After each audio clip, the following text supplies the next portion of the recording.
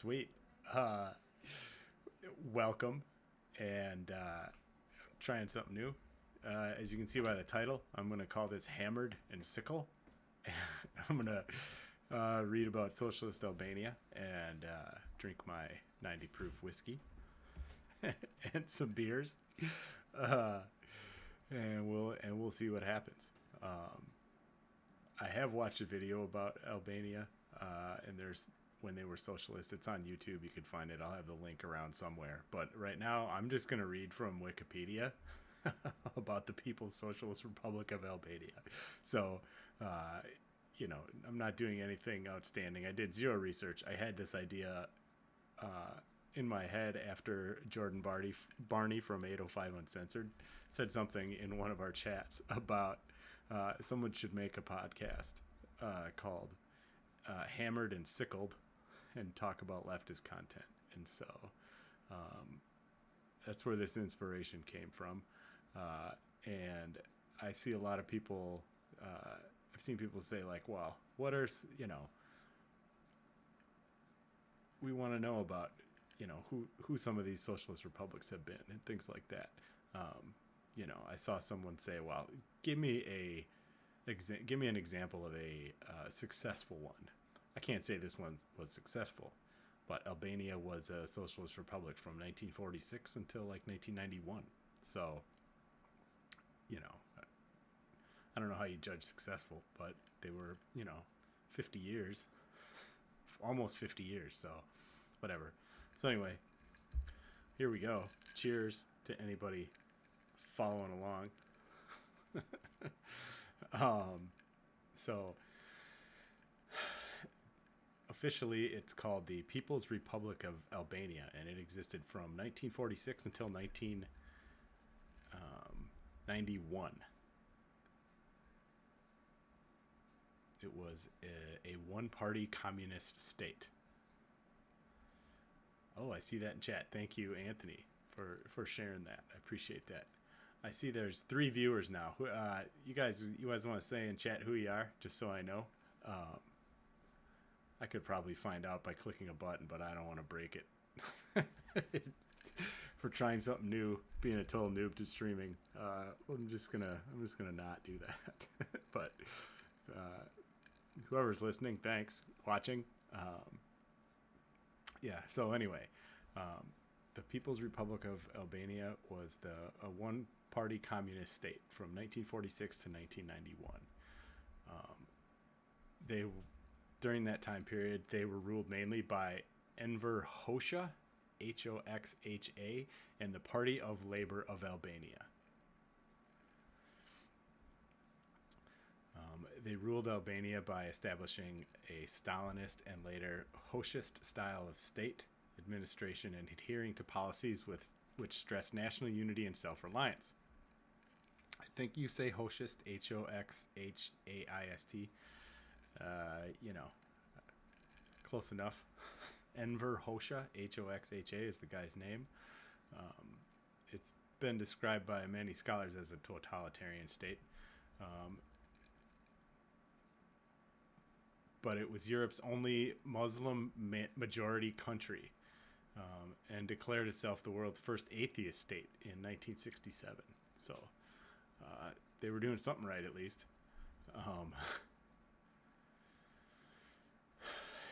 Let's see what else we got. So history. We'll talk about the consolidation of power and initial reforms. So on November 29th, 1944, Albania was liberated by the National Liberation Movement. The anti-fascist National Liberation Council formed in May and became the country's provisional government.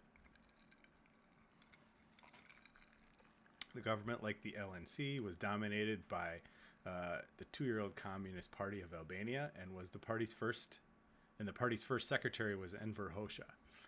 He became Albania's prime minister. And if I'm saying his name wrong, I'm going to say it wrong for the entire stream. So, that's just the way it is. From the start, the government was an undisguised communist regime, and most of the rest of what became the Eastern Bloc, the communist parties, were nominally part of a coalition government for a few years before seizing full control and creating one-party states.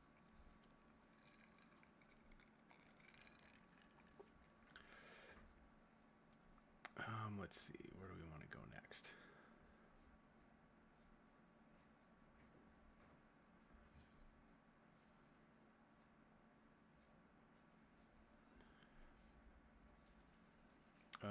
In December 1944, the provisional government adopted laws allowing the state to regulate foreign and domestic trade, commercial enterprises, and the few industries the country possessed. The laws sanctioned confiscation of property belonging to political exiles and enemies of the people. The state also expropriated all German and Italian-owned property. They nationalized transportation enterprises and canceled all concessions granted by previous Albanian governments to foreign companies. In August 1945, the provisional government adopted the first sweeping agricultural reforms in Albania's history. The country's 100 largest landowners, who controlled close to a third of Albania's arable land, had frustrated all agricultural reform proposals before the war.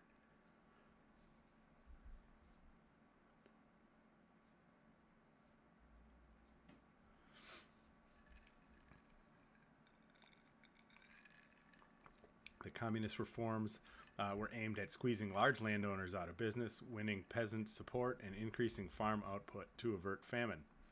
The government annulled outstanding agricultural debts, granted peasants access to inexpensive water for irrigation, and nationalized forest and pasture land. Under the Agrarian Reform Law, which redistributed about half of Albania's arable land, the government confiscated property belonging to absentee landlords and people not dependent on agriculture for a living. The few peasants with agricultural machinery were permitted to keep up to 40 hectares or 99 acres of land. Land holdings of religious institutions and peasants without agricultural machinery were limited to 20 hectares or 49 acres. Finally, landless peasants and peasants with tiny land holdings were given up to 5 hectares or 12 acres, although they had to pay nominal compensation. In December 1945, the Albanians elected a new People's Assembly. Let's see. Official ballot tallies showed that 92% of the electorate voted and that 93% of the voters chose the Democratic Front ticket. The assembly convened in January 1946. Its first act was to formally dethrone their old king, whose name was Zog. They abolished the monarchy, and they declared Albania a people's republic.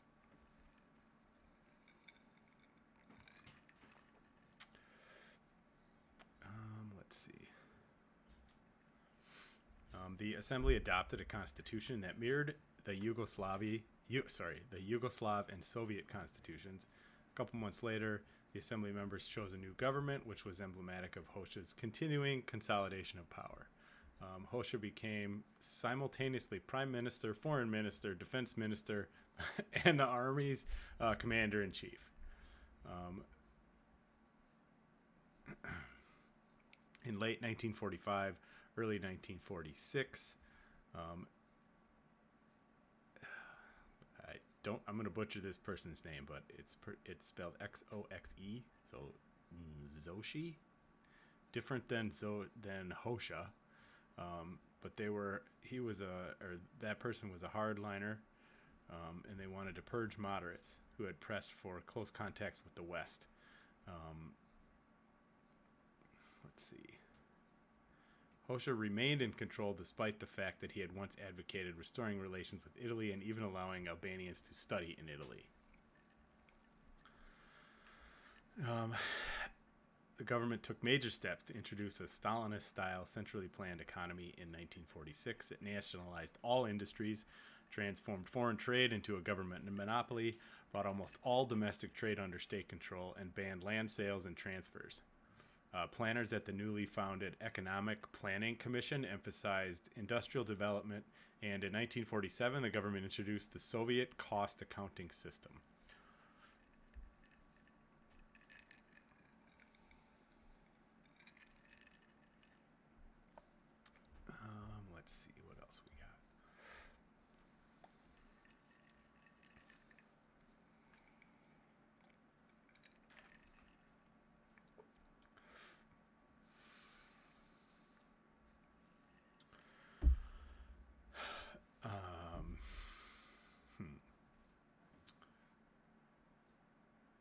That's right, Anthony. Nationalizing. That's what it's all about, right?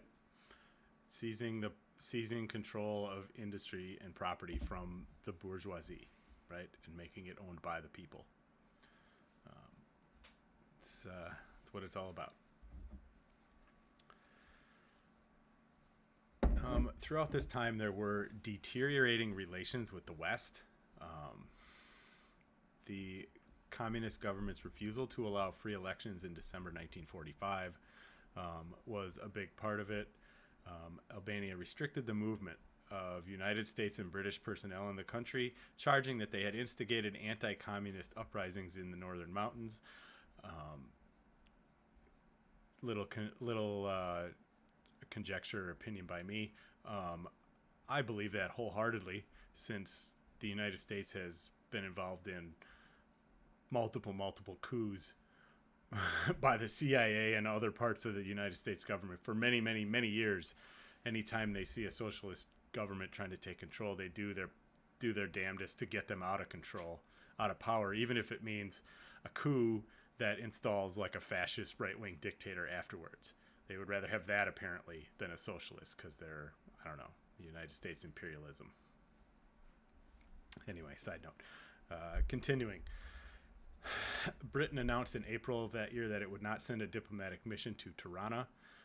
The United States withdrew its mission in November, and both the United States and Britain opposed admitting Albania to the United Nations. Albania feared that the U.S. and Britain, which were supporting anti-communist forces in the ongoing civil war in Greece, would back Greek demands for territory in southern Albania, and anxieties grew in July when the United States Senate resolution backed the Greek demands.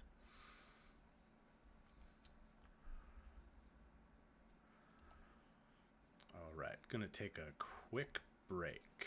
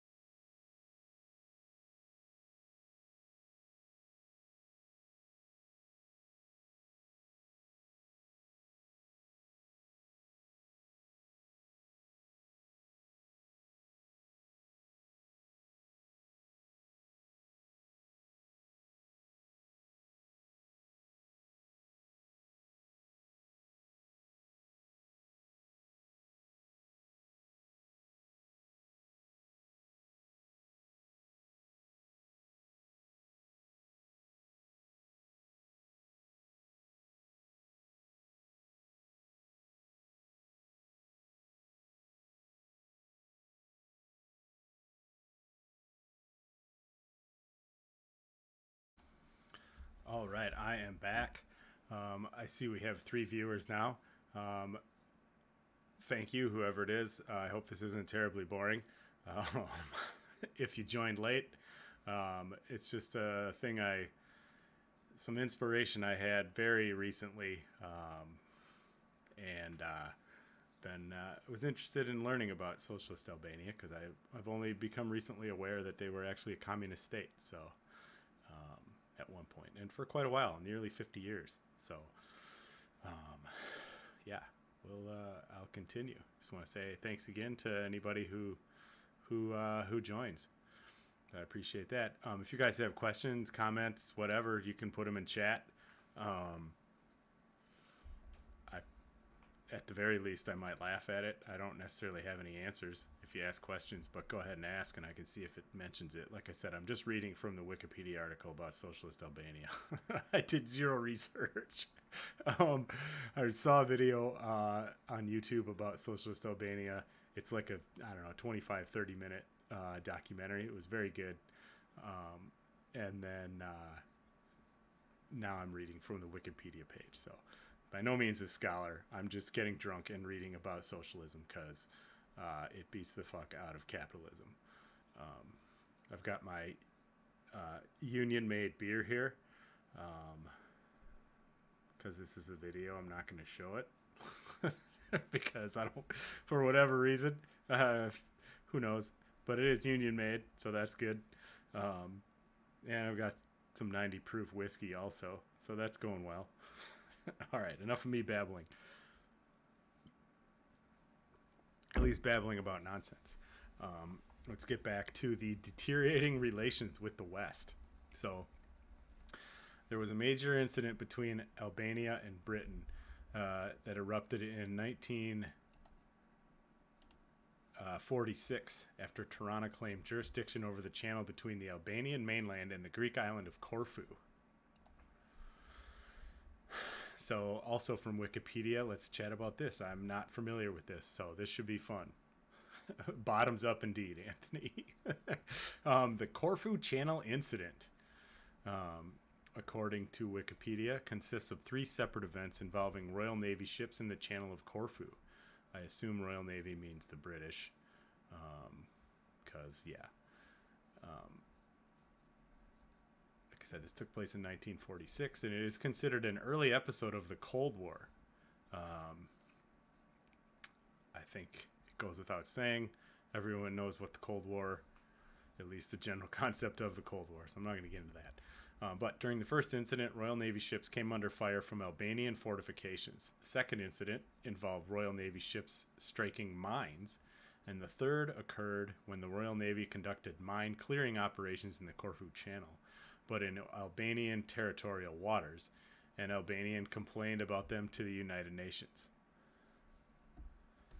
Oh, hey, Lauren. Shout out. Glad you could join. I appreciate you coming on.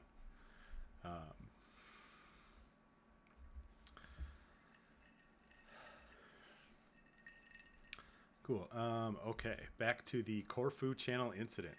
So, the series of incidents led to the Corfu Channel case, where the United Kingdom brought a case against the People's Republic of Albania to the International Court of Justice.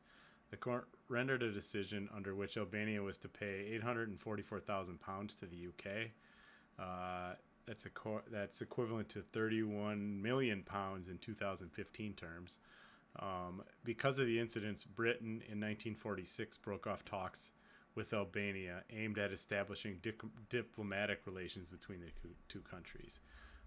They were not restored until 1991, which, if you were listening earlier, you'll know that's when the communist Socialist Party ended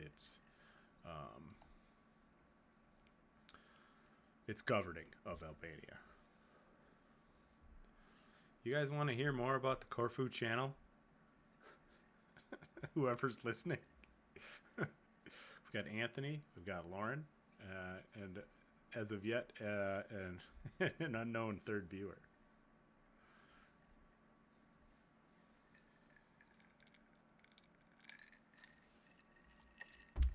All right, well, I'm interested in the Corfu Channel incident, so I'm going to read a little bit about the history of it.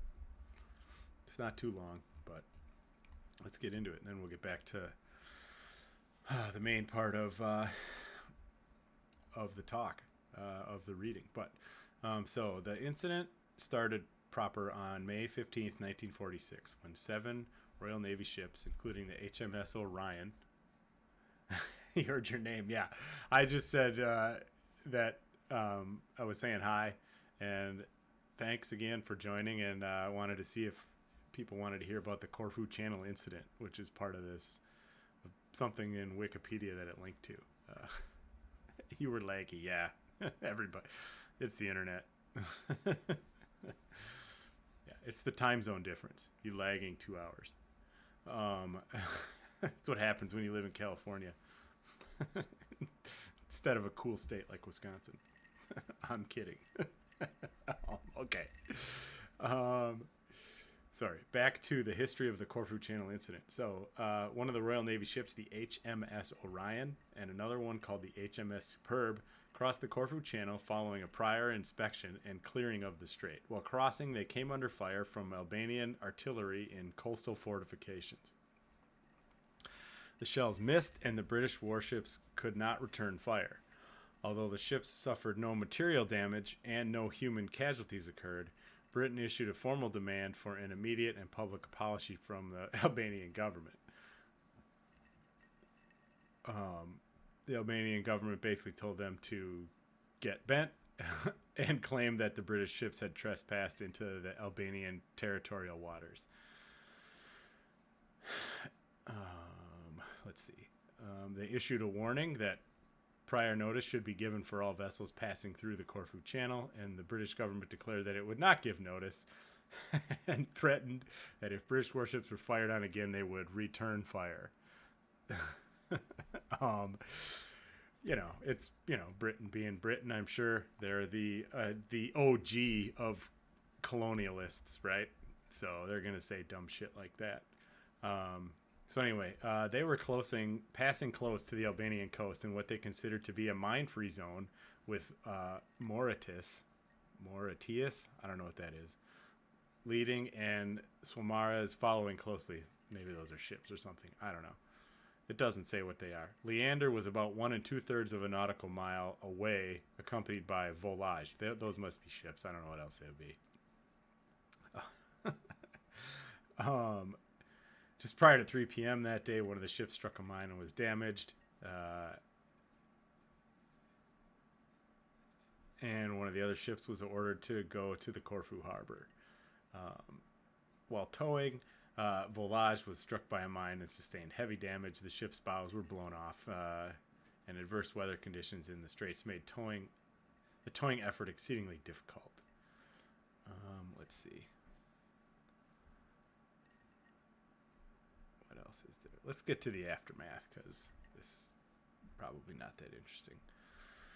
All right, so December 9th, 1946. The Britain sent a note to the Albanian government accusing Albania of laying the mines and demanding reparations for the incidents.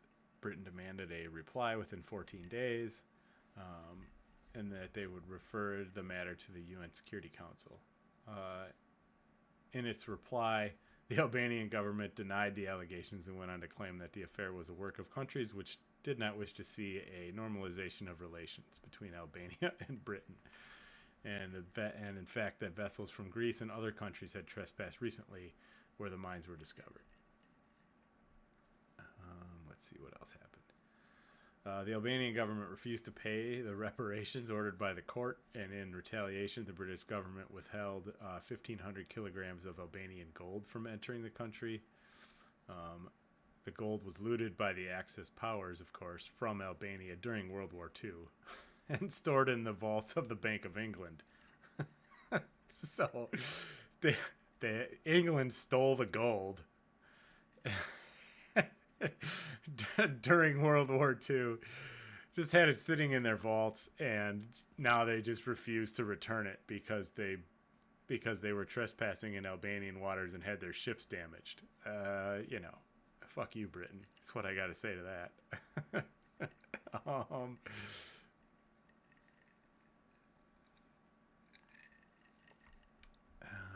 Okay. What else do we got here?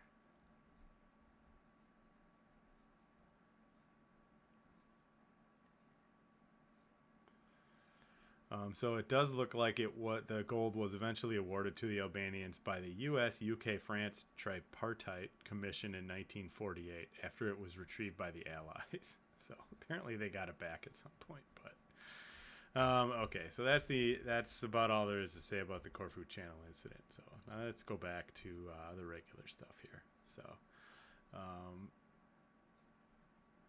let's see.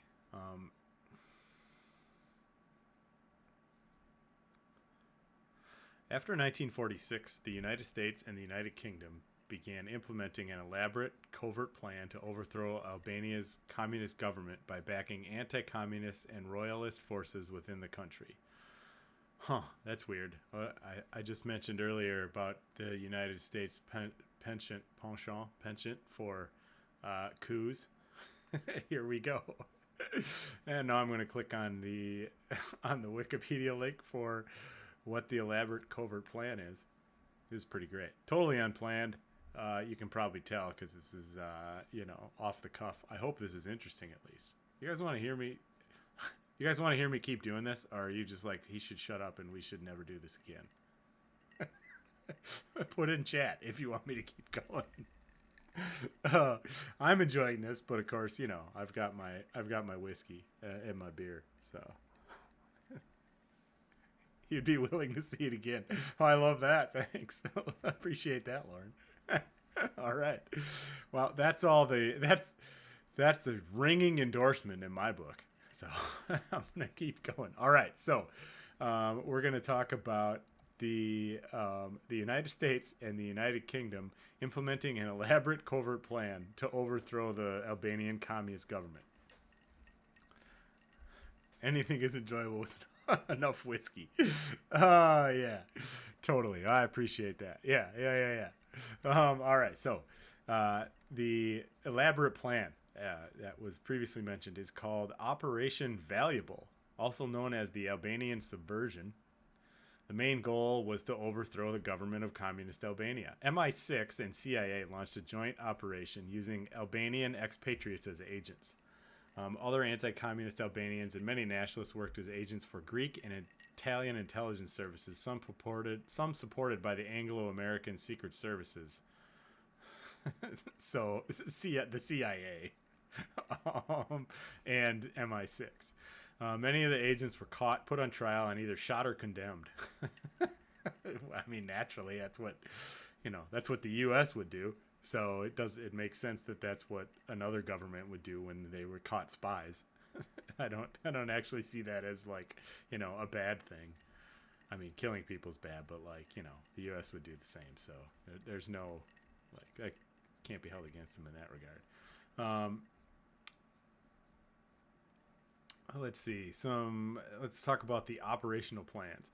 So the operation began in October of 1949. The plan called for parachute drops of royalists into the Mati region, M-A-T-I, the Mati region in central Albania.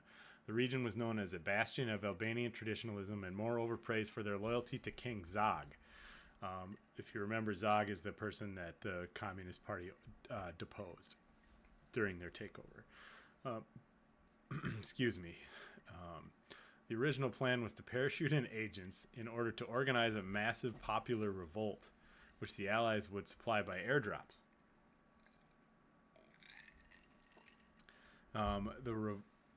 In time, this revolt would spill out a civil war. At least that's what the U.S. and U.K. forces thought. The trouble that this would cause Soviet politics was considered by the British to be worth the risk, and if it did succeed, then it could be the starting point of a chain reaction of counter-revolutions throughout the Eastern Bloc. So remember, this is like the very beginning of the Cold War and the Red Scare, and basically the CIA in particular from the United States, just like pumping out anti-communist propaganda left and right constantly, all the time. So that's where we're at. Let's see.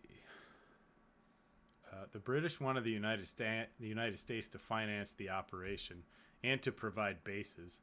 Senior British intelligence officer William Hayter, who chaired the Joint Intelligence Committee, came to D.C. Let's see.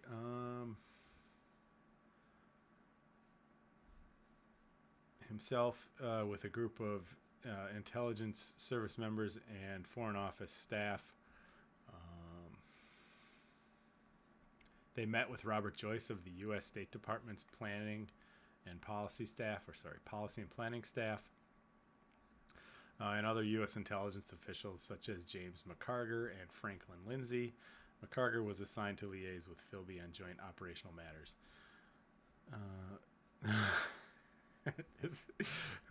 I don't know who Philby is, but this sounds great. He was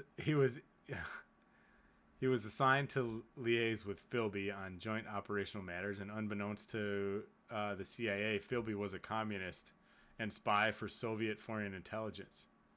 That's pretty great. Also, anti-communist Albanians were recruited in the displaced persons camp in Greece, Italy, and Turkey. the manpower for what the British codenamed Valuable Project in the Americans FIEND, F-I-E-N-D, consisted of 40% from the Bali Kombetar National Front, a fascist collaborationist organization formed during World War II, 40% from the monarchist movement known as the League, I'm going to butcher this, Legaliteti, and the rest from other Albanian factions. So what I said earlier about wanting to depose socialist governments in favor of fascist ones, this came true. And honestly, I didn't read this ahead of time. So, yeah, the U.S. is all about no socialism, even if it means putting in a fascist government instead. Just ridiculous.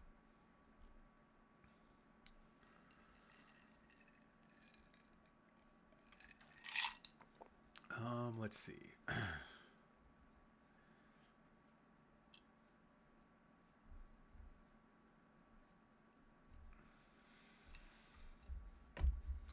What else can we talk about the project?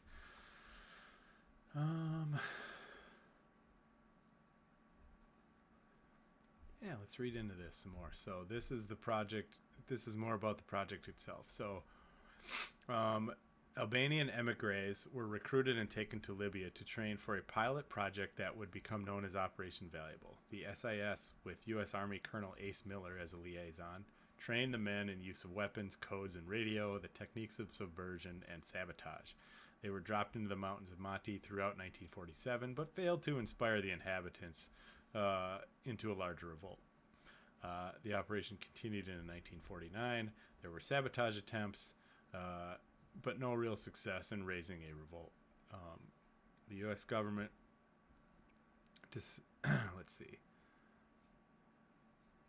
In September 1949, British Foreign Secretary Ernest Bevin went to D.C. to discuss the operation with U.S. government officials. The CIA released a report that concluded that an Albanian uprising is not indicated, and if undertaken, would have little chance of success. The CIA asserted that the Enver Hoxha regime had 65,000-man regular army and a security force of 15,000. So it sounds like they realized it just wasn't going to work. So, yeah, as we can see, it didn't work because they lasted. That was in the 40s still, and it lasted until the Republic, Socialist Republic, lasted until 91. So.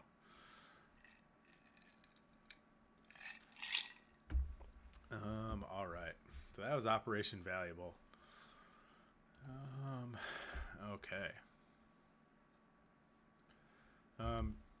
So by 1949, no, we already talked about that.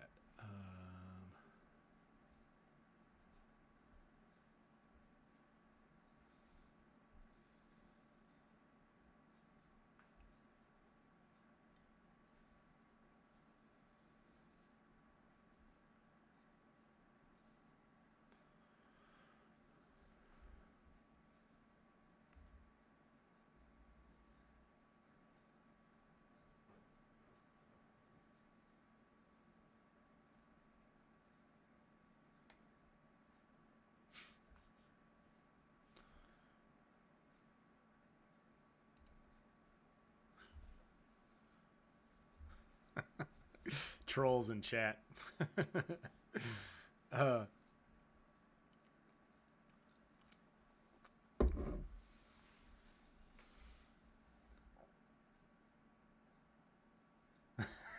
Sorry, Lauren.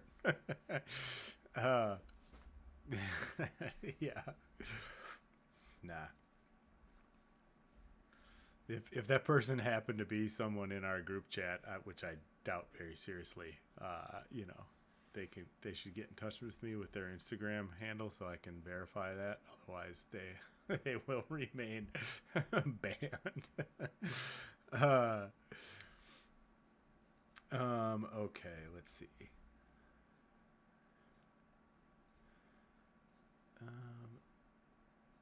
Yeah, all right. So there were some guerrilla units that entered Albania in 1950 and 52, but Albanian security forces killed or captured all of them.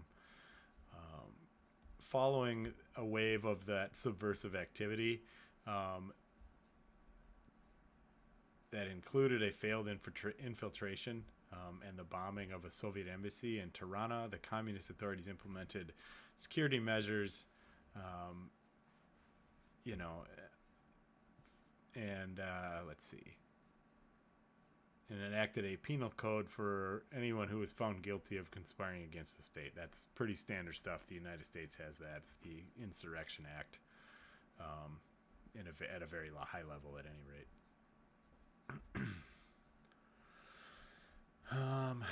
All right, so let's talk a little bit about the Albanian-Soviet relations. So Albania primarily depended on Soviet assistance and know-how after its break with Yugoslavia in 1948. In February of 1949, Albania gained membership in the Communist Bloc's Organization for Coordinating Economic Planning.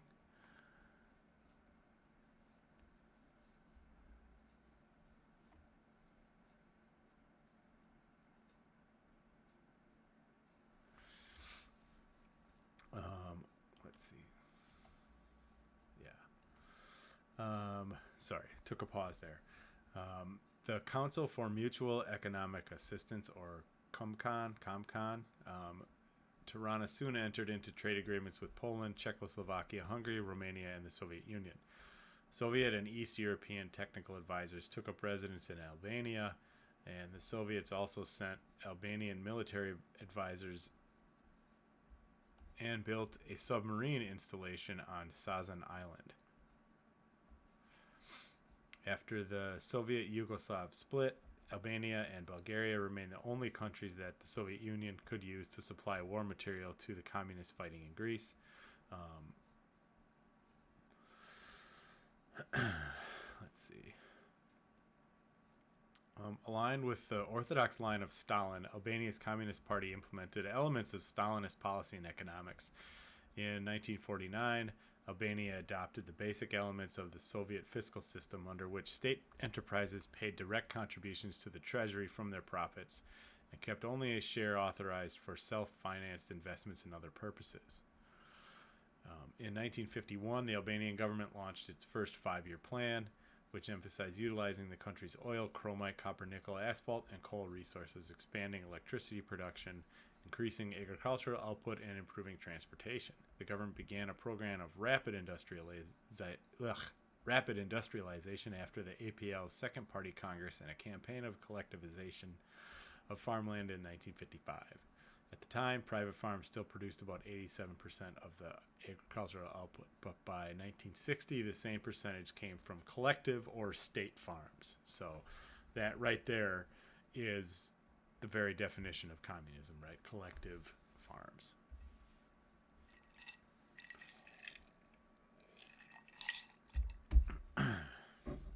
Let's see. Soviet-Albanian relations remained warm during the last years of Stalin's life. Albania conducted all its foreign trade with Soviet European countries in 49, 50, and 51, and over half its trade with the Soviet Union itself.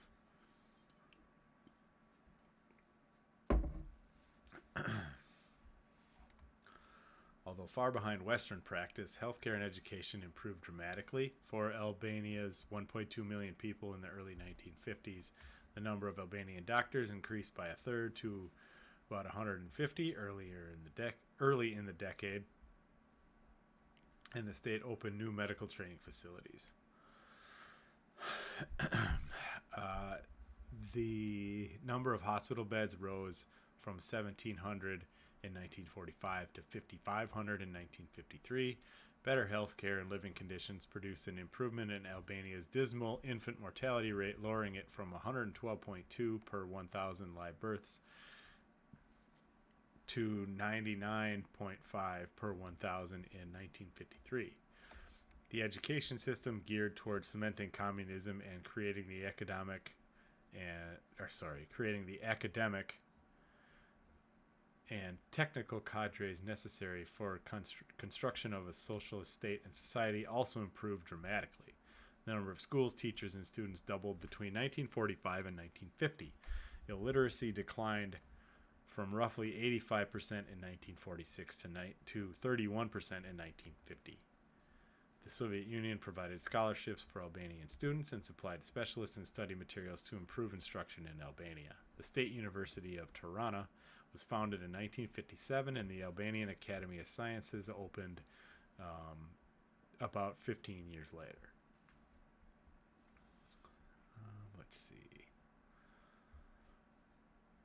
So, just a comment about that last couple of paragraphs. So, you'll get a lot of people saying, that it's terrible under socialism and blah, blah, blah, blah, blah. Obviously, they improved life dramatically for people, right? Educating people, creating more hospital beds, allowing people to get health care, get, patched up when they're sick, things like that. So, while no system's perfect, this certainly isn't as bad as what people would say, especially capitalist pigs, and the simps who, make $30,000 a year and say that capitalism's great. Okay. Let's see.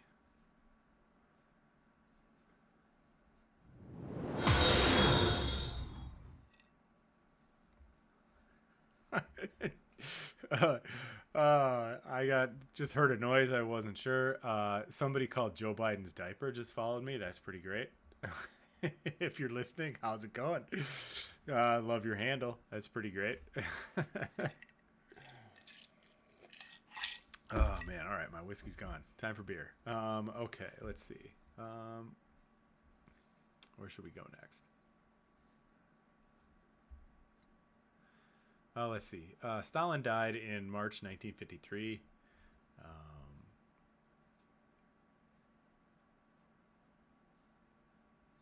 And the Soviet Union's subsequent movement towards rapprochement with the Yugoslavs alarmed Albanian leaders. Tirana soon came under pressure from Moscow to copy the new Soviet model for collective leadership.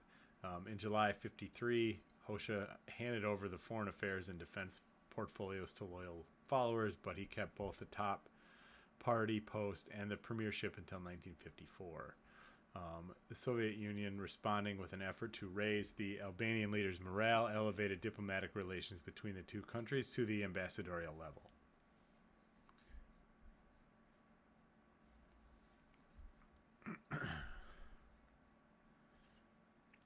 I see Lauren says the stream paused on their end. Can you guys still hear me and see me?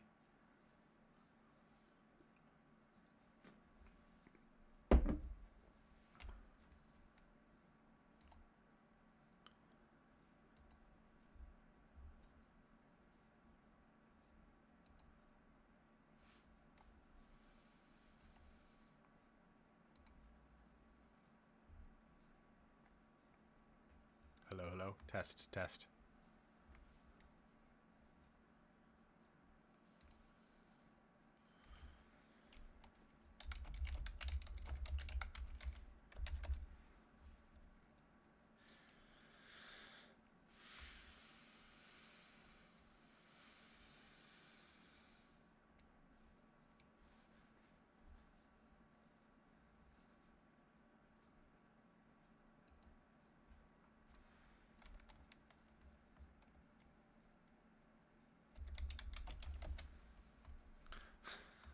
All right. Okay. Where were we? Oh, the Soviet and Albanian elevated diplomatic relations to the ambassadorial level. Despite some cautious expressions of enthusiasm, Enver Hoxha turned against Khrushchev's programs of peaceful coexistence and different roads to socialism, which raised some concerns over supposed steps towards Marxist revisionism. The Albanian communist relationship with the Soviet Union began to decline at that point. Let's see. In 1955, Albania became a founding member of the Warsaw Treaty Organization known as the Warsaw Pact. The only military alliance the nation ever joined, although the pact represented the first promise Albania had obtained from any of the communist countries to defend its borders. The treaty did not assuage the Albanian leaders' deep mistrust of Yugoslavia. Let's see. I'm going to take a quick break again, and then we'll finish up with the Soviet sphere and get into the Chinese sphere.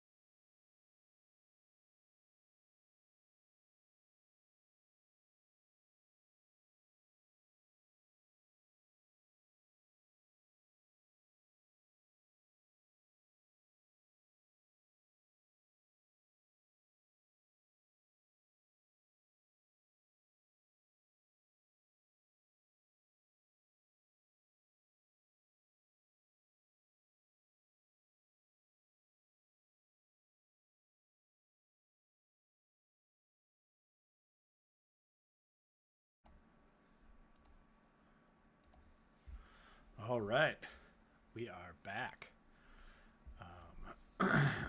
Excuse me. All right. Finish up on the Soviets. So, let's see.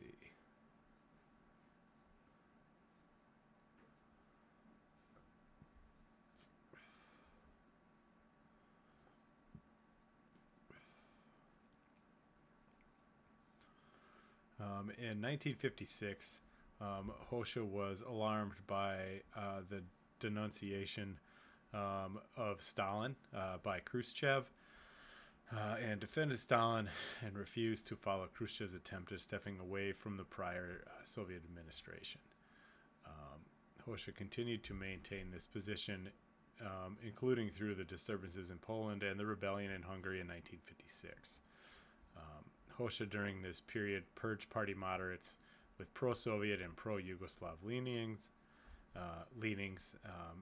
but toned down his anti-Yugoslav rhetoric after a successful trip to Moscow in 1957. The trip was pivotal for the Albanian state.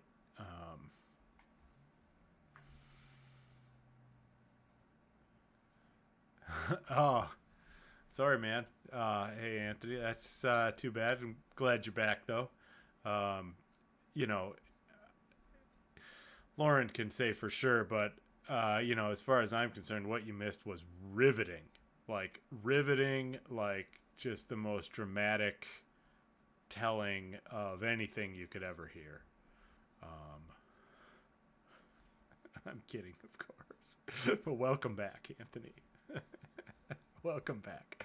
I will not go back. If you really wanna hear my drunken ramblings, I will have it on YouTube.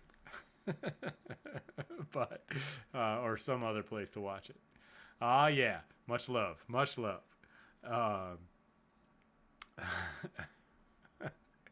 Okay. Yeah.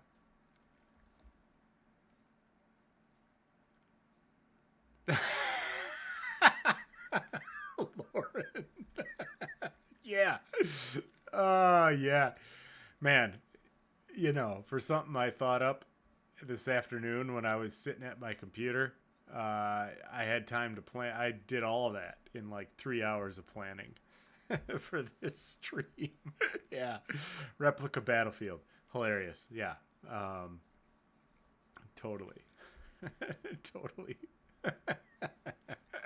Oh, sorry. I'm reading chat for anyone that just happens to be listening to this, because I will upload this to Spotify, the audio of this for my podcast as an impromptu episode. For anybody just listening and not watching, I'm referring to things happening in the chat, so I apologize.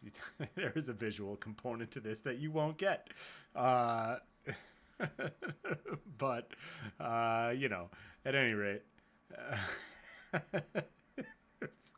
All right, continuing on with the end of the discussion about the Soviet relations. Okay. One more thing, Anthony. I hope you were drinking heavily in that hour, because I was. All right. Okay, as I said, let's see. So, as I said before, Hoxha purged party moderates, but toned down his anti-Yugoslav rhetoric after a successful April of 1957 trip to Moscow, which proved pivotal for the United States. Jesus, for the Albanian state. Hoxha won cancellation of about 150 million US dollars in outstanding loans, and about 7.8 million US dollars in additional food assistance. This is in 1957, so that's a shitload of money nowadays. Just for, I'm not going to do the math or do the calculations, but, 105 million US dollars in 1957 would be a shitload now. Unless that amount is actually talking about now, but I don't know, who knows. You can check out the Wikipedia page. I'll have links to that when I post this.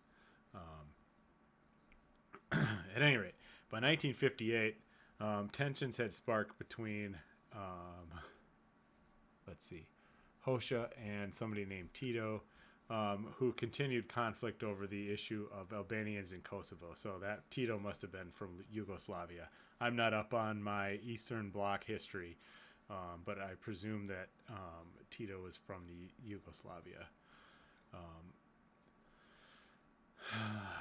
if I'm wrong, somebody correct me or send me a chat. If somebody happens to see this video 6 years from now and they're like, what the fuck is that guy talking about?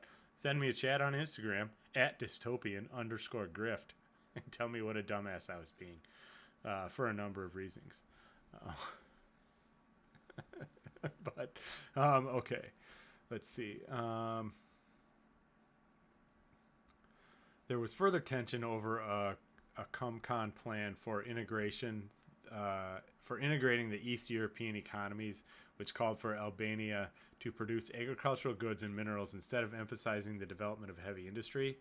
On a 12-day visit to Albania in 1959, Khrushchev reportedly tried to convince Hoxha that the country should aspire to become socialism's orchard, quote unquote.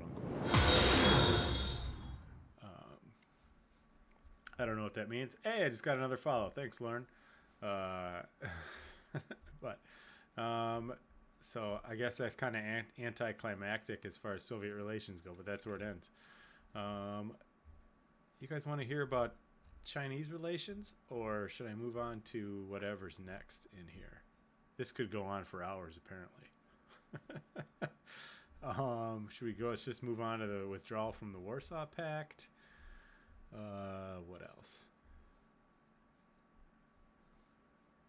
I'm going for an hour and 20 minutes.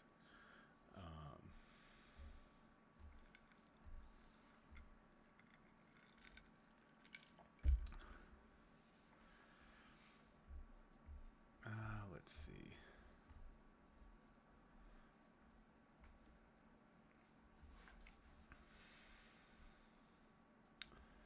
I'm just checking a little bit about the Chinese sphere.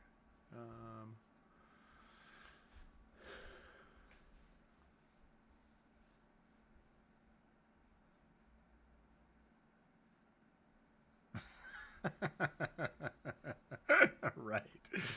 Thanks, Lauren. Yeah. Yes. Yeah. Just so Anthony knows what he missed out on. I had a full reenactment.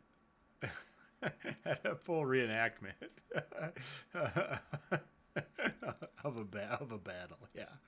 All right. Sorry.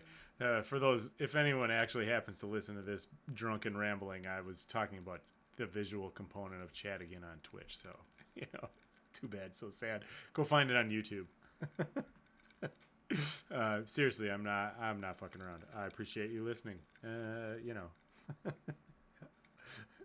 Even though that probably sounded disingenuous, I am. Thank you very much. Yeah. 90 proof whiskey, among other things mixed in here. Good stuff. All right. Let's see. China.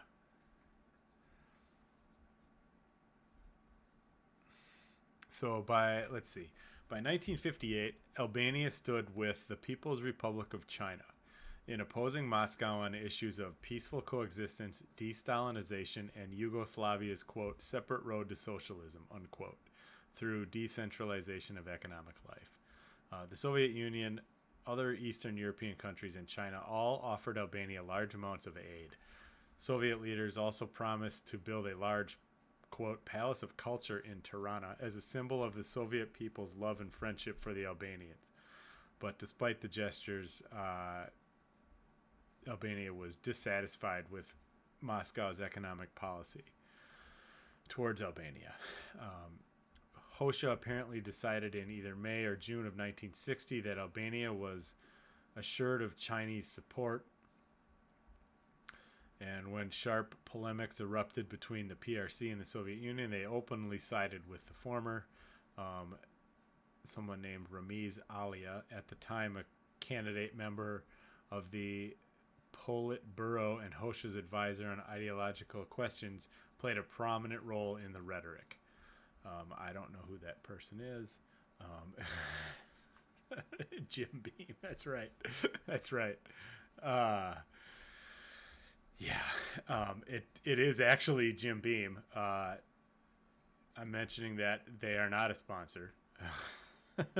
Just so everybody knows. people who know me best know I'm anti-capitalist, so I am not taking sponsorship. Not yet. Yeah, not yet. Yeah, thanks, Anthony. Okay. Let's see.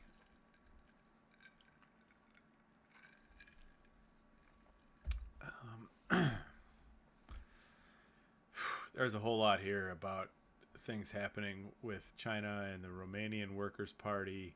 I'm not going to get into all of that. You can go look at it on the Wikipedia page because that's what I'm doing, reading it almost verbatim.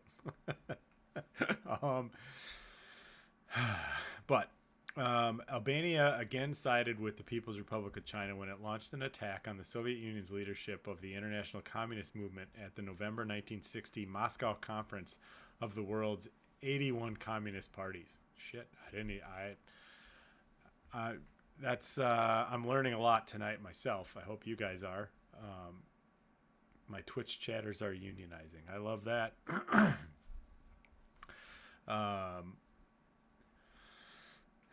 Let's see. Okay, so like I said, that was the leadership of the International Communist Movement at the November 1960 Moscow Conference of the world's 81 communist parties. Hoxha invade against Khrushchev for encouraging Greek claims to southern Albania, sowing discord within the APL and army, and using economic blackmail. Quote, Soviet rats were able to eat while the Albanian people were dying of hunger, unquote, said Hoxha. Referring to purposely delayed Soviet grain deliveries.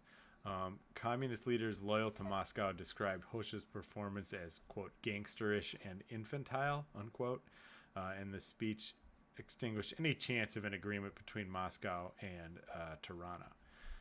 For the next year, Albania played proxy for China. Pro-Soviet communist parties were reluctant to confront China directly, criticized Beijing by castigating Albania. China, for its part, frequently gave prominence to the Albanians' fulminations against the Soviet Union and Yugoslavia.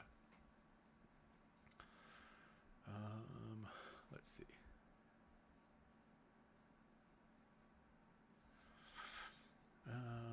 What else?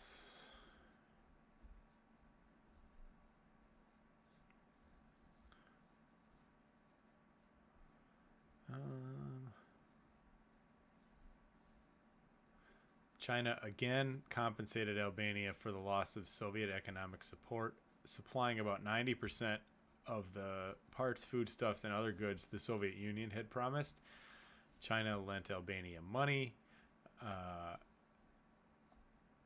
Chinese technicians earned the same low pay as Albanian workers and lived in similar housing.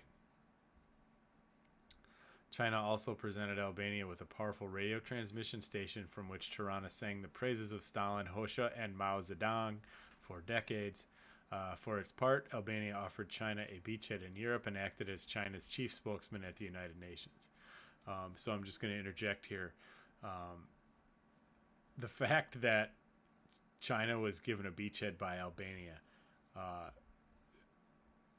this is entirely anecdotal because I've never looked into it at all, but I could see that as irritating the hell out of the United States, who are, not the OG imperialists, but they've perfected imperialism.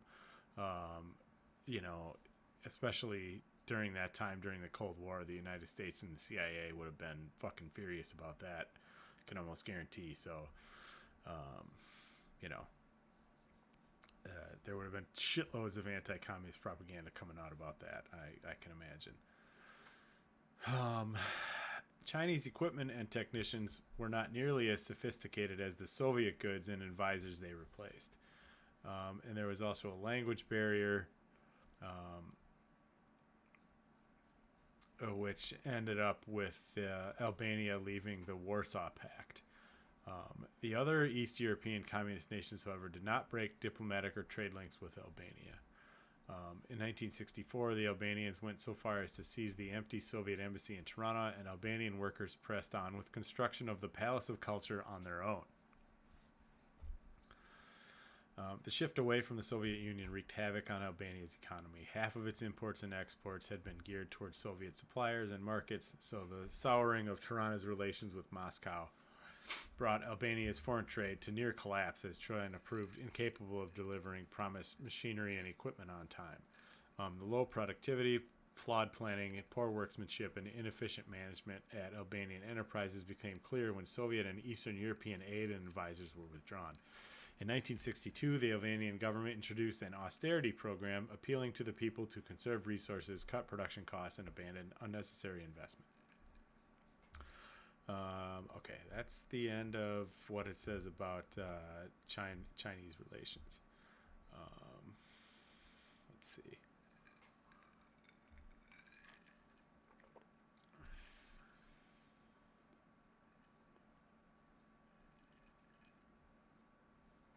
What else we got?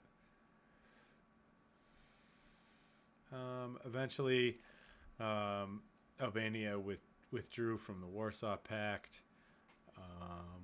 Let's see. I don't know how much I want to get into this.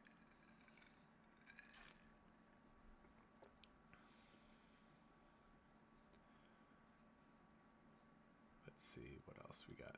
I'm just reading here a little bit to see if we want to even bring this up.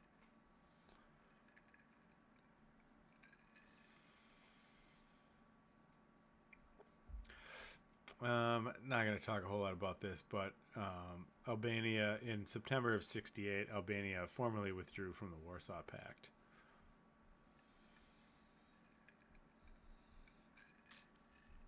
There's quite a bit of stuff here, but I don't really want to read about that. Let's move on to a section called Self-Reliance. So Albanian-Chinese relations had stagnated by 1970. And China began to reemerge from isolation and the Cultural Revolution in the early 1970s. Mao and the other Chinese leaders reassessed their commitment to Albania. In response, Albania began to broaden its contacts with the outside world. Albania opened trade negotiations with France, Italy, and recently independent Asian and African states. And in 1971, it normalized relations with Yugoslavia and Greece. Albanian leaders abhorred the contacts of China with the United States in the early 70s, and its press and radio ignored President Nixon's trip to Beijing in 1972. Albania actively worked to reduce its dependence on China by diversifying trade and improving diplomatic and cultural relations, especially with Western Europe. Albania... However, though, they shunned the Conference on Security and Cooperation in Europe. I don't know what that is. I'm not going to go into that. And it was the only European country that refused to take part in the Helsinki Conference. I've heard of the Helsinki Conference. So what are the Helsinki Accords? I don't recall. Real quick from Wikipedia. The Helsinki Final Act, also known as the Helsinki Accords, was a document signed at the closing meeting of the third phase of the Conference on Security and Cooperation in Europe, held in Helsinki, Finland. All then existing European countries, except Andorra and Socialist Albania, as well as the U.S. and Canada, altogether 35 participating states, signed the Final Act in an attempt to improve the détente between the East and the West. The Helsinki Accords, however, were not binding as they did not have treaty status that would have to be ratified by parliaments. Okay.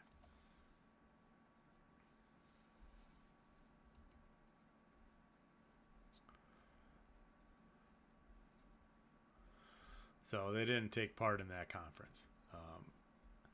Soon after Mao's death in 1976, Hoxha criticized the new leadership as well as Beijing's pragmatic policy towards the United States and Western Europe. China retorted by inviting Tito to visit Beijing in 1977 and ending assistance programs for Albania in 1978. Let's see. What else do we got? Okay. The Sino-Albanian split left Albania with no foreign benefactor. Albania ignored calls to normalize relations by the United States and the Soviet Union. Instead, Albania expanded its diplomatic ties with Western Europe and developing nations and began to stress the principle of self-reliance as the keystone of the country's strategy for economic development. However, they did not have many resources of their own, and Hosha's cautious opening to the outside world was not enough to bolster their economy. And nascent movements for change stirred up inside Albania. Without Chinese or Soviet aid, the country began to experience widespread shortages of everything. Infrastructure and living standards began to collapse. According to the World Bank, Albania netted around $750 in gross national product per capita throughout the 80s. As Hosha's health slipped, muted calls arose for the relaxation of party controls and greater openness. In response, Hosha launched a series of purges. A year later, he purged ministers who were responsible for the country's economy and replaced them with younger people.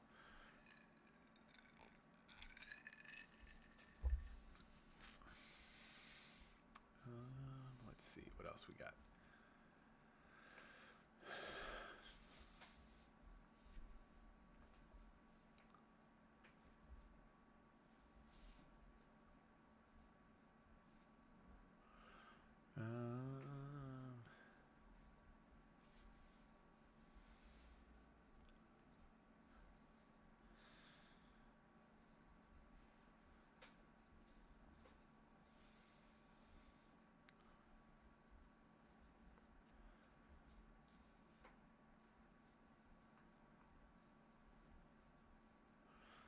Let's see, what else do we got? Sorry, just reading here some things.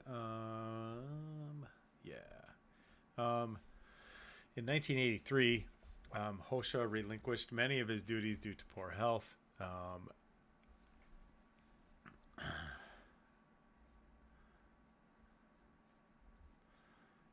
And Hosha died on April 11th, 1985. Some non-alcoholic vodka. I didn't know there was such a thing. Hosha's successor was a person named Alia, and he became a dominant figure in the Albanian media, and his slogans were painted in crimson letters on signboards across the country. So let's talk a little bit about the transition and the fall of communism in Albania. So after Hosha's death, Ramiz Alia maintained firm control of the country and its security apparatus, but Albania's desperate economic situation required Alia to introduce some reforms, continuing a policy set by Hosha. Alia reestablished diplomatic relations with West Germany in return for development aid and also courted Italy and France. The gradual and slight reforms intensified as Gorbachev introduced his new policies of glasnost and perestroika in the Soviet Union, culminating in the fall of the Berlin Wall in 1989 and collapse of communist governments across Central and Eastern Europe. I'm going to take another quick pause here.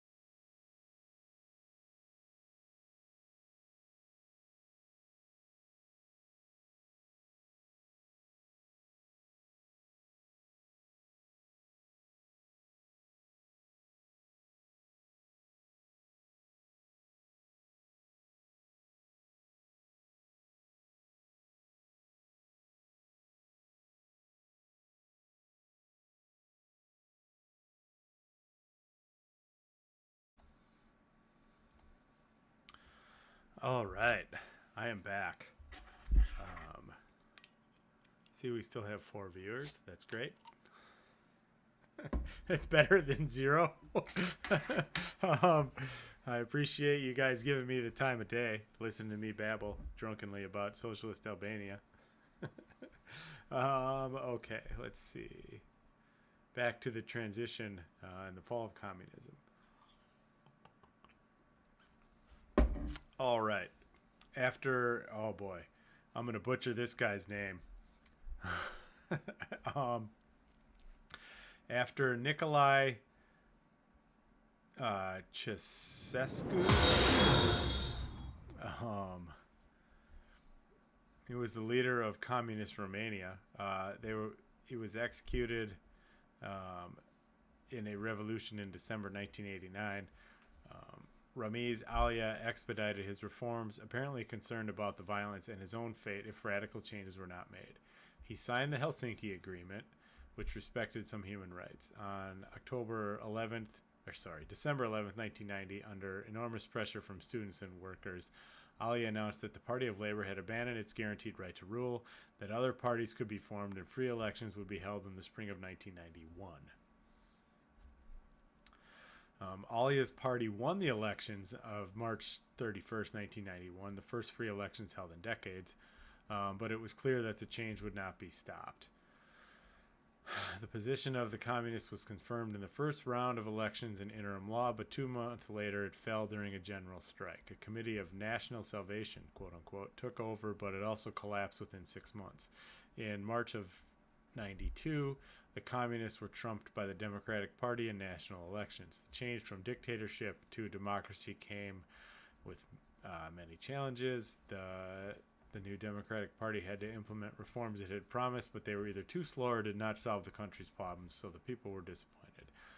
In the general elections of June 96, the Democratic Party tried to win an absolute majority by manipulating the results. The government collapsed in 1997 in the wake of additional collapses of pyramid schemes and widespread corruption. Wow. That's pretty great.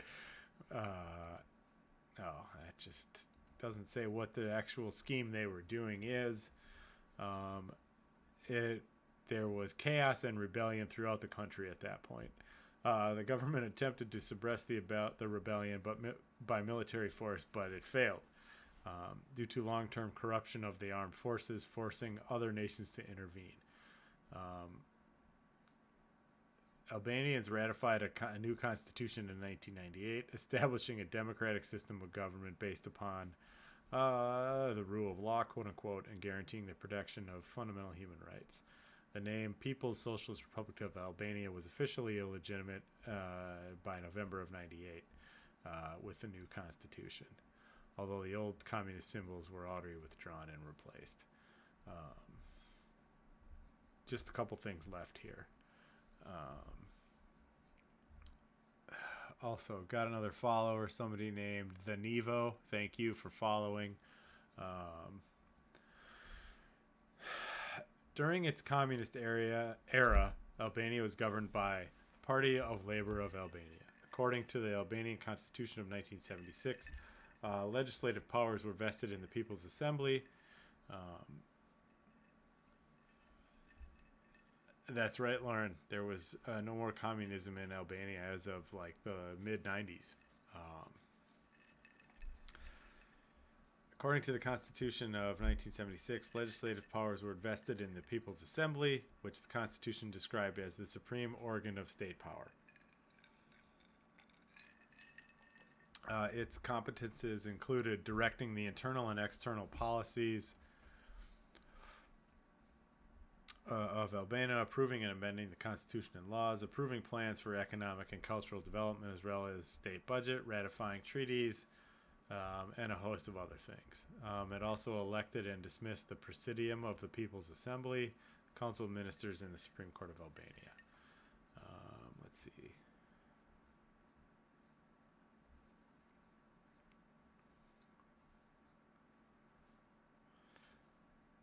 The Council of Ministers, the People's Assembly was composed of 250 deputies who were elected in constituencies with an equal number of inhabitants for a term of 4 years. It met twice per year. The Presidium of People's Assembly was described as a, quote, superior organ of the state power with permanent activity in the 1976 Constitution. It was composed of a president, 3 vice presidents, a secretary, and 10 other members.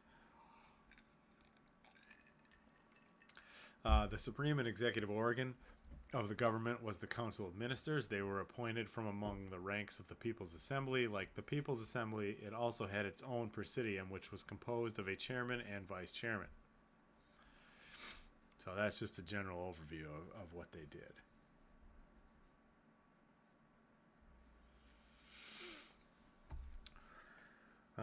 Let's see. There's a section here, a short section about the legacy of.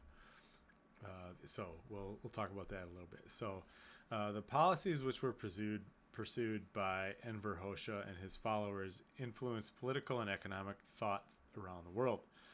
Hoxha's parties were founded in many countries, and they based their ideology on Enver Hoxha's ideas as to how a communist state should be constructed and embraced. His strict adherence to Marxism-Leninism. Following the fall of the People's Socialist Republic of Albania in 1991, excuse me. I'm surprised it's the first time that's happened. Anyway, following the fall of the People's Socialist Republic of Albania in 1991, the Hoxha's parties regrouped as an international conference and the publication Unity and Struggle. I'll get into that maybe to wrap this up. Let's see.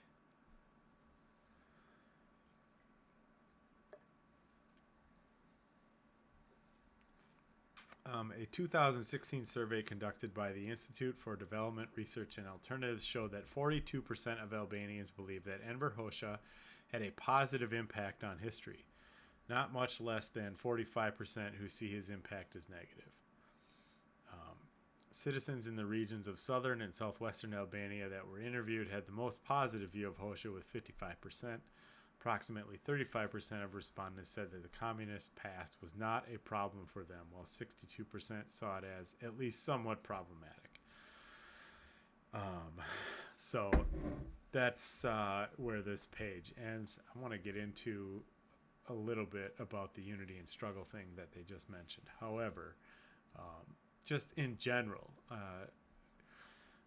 from reading this, I'll say they managed to be a state, to govern,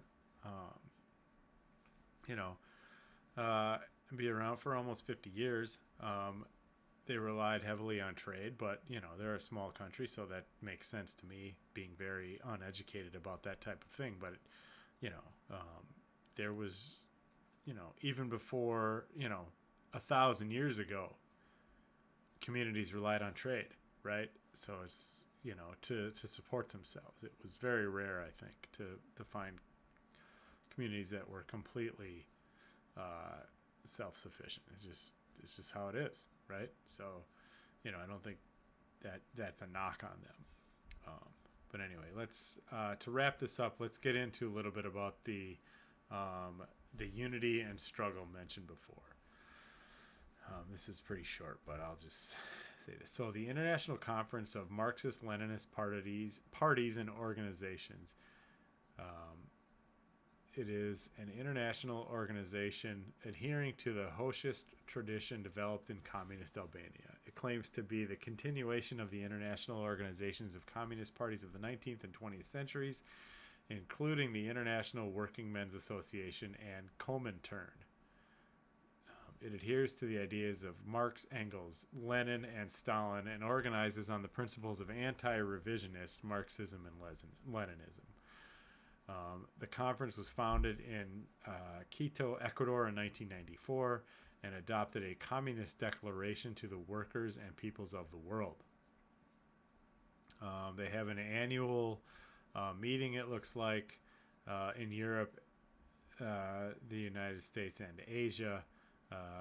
According to this, the most recent conference took place in February of 2021. And they have a journal called Unity and Struggle that's published every 6 months, according to this Wikipedia post article. So, yeah. So, like I said, there's a YouTube video also about a documentary, a short documentary, 25, 30 minutes about the Albanian Socialist Republic. Um, but I hope people that watch the stream or that listen to this later, um, you know, get some enjoyment out of it. That's I know I did. I learned some stuff, so I appreciate that. Um, I hope I wasn't too boring. um, like I said at the beginning, this is a new thing to me. It's a new segment, a new thing. Again, the title is Hammered and Sickle, um, where I'm going to drink and talk about socialism. So thanks to Jordon Barney for coming up with the idea, the concept, and the title. Yeah, I thought it was pretty funny. He also came up with another idea that we should call it, what did he say? Like blocked party or blocked out. I think blocked out. BLOC''D blocked out. Of course, referring to the Eastern Bloc. I prefer hammered and sickle. It just makes for a better pun, I think. But at any rate, thank you, Jordon, for coming up with the idea and the concept. It made me laugh when you said it, and I took action on it. So anyway, I hope you guys enjoyed this. I did. And you can follow me here. Follow me on Instagram at dystopian_grift. Linktree, Voices from the Left podcast. Or you could just search Voices from the Left podcast in your search engine. I'm sure something will come up, either the website or on Spotify or whatever. You can find me there. So again, thank you guys very much for listening. Depending on the reception, and I might do it again with another thing. We'll see. I will say I am currently researching, quote unquote. I'm reading a book about the history of the Pinkertons, which originally my idea was to do like an episode of a book report about the Pinkertons, but maybe it'll be a live stream instead. We'll see. I don't know. We'll see how this goes. But yeah, thanks y'all. We'll talk to you later.